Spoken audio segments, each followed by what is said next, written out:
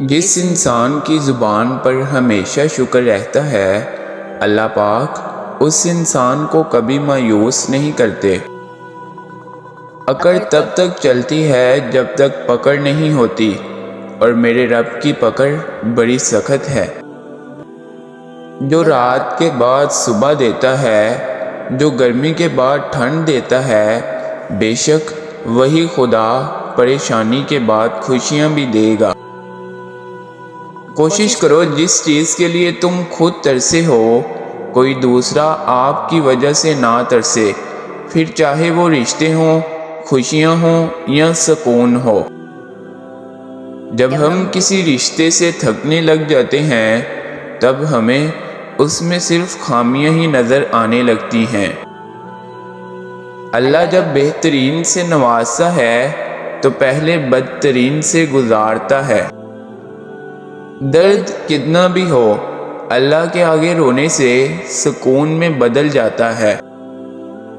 اللہ صرف عبادت والوں کا رب نہیں، ندامت والوں کا بھی رب ہے۔ زندگی کی ساری بلندیاں رب کے آگے جھکنے سے ملتی ہیں۔ جنہیں یقین ہو مقدر لکھنے والے پہ، وہ انجام سے گھبرایا نہیں کرتے۔ قرآن کی آیتوں میں اتنا حسن ہے کہ وہ بے ضمیر لوگوں سے پردہ کر لیتی ہیں۔ خاموش رہو، صرف خدا ہی ہے جو تمہارے دل کا بوجھ اتار دے گا۔ رب کے عشق میں ایک مقام وہ بھی آتا ہے، دعا تو دور کی بات ہے، انسان سوچتا ہے تو رب نواز دیتا ہے۔ کسی دوسرے کے لیے سکھ ڈھونڈنے والے کی ذات پر سکھ آسمان سے برستے ہیں۔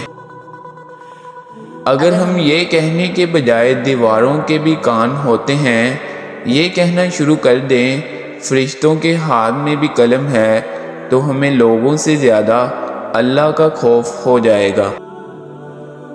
نا امید کبھی مت ہونا، کیونکہ اللہ کے لیے کچھ بھی ناممکن نہیں ہے۔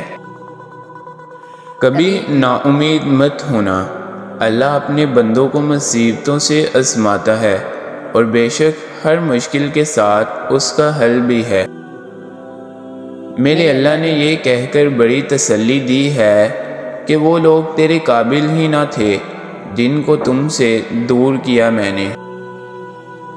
نیکیاں کرتے جاؤ، دریا میں ڈالتے جاؤ۔ جب کبھی زندگی میں طوفان آیا تو یہی نیکیاں کشتی بن جائیں گی۔ دل ایک پیالے کی طرح ہے، جتنا اللہ کی محبت سے بھرو گے، دنیا کی محبت کی گنجائش اتنی ہی کم ہوگی۔ اگر سب کچھ اللہ پر چھوڑ ہی دیا ہے تو اس کے فیصلوں پر بھی یقین رکھو، وہ تمہاری ہر چاہت کو پورا کرنے پر قادر ہے۔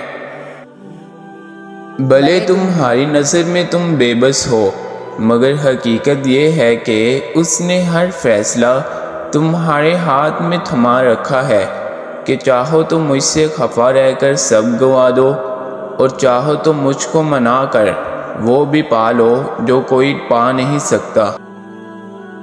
تم ایمان تو رکھو اللہ پر، وہ بہتر لے کر بہترین دیتا ہے۔ گرتے ہوئے آنسوؤں اور ٹوٹے ہوئے دل کی قدر تو بس اللہ ہی جانتا ہے۔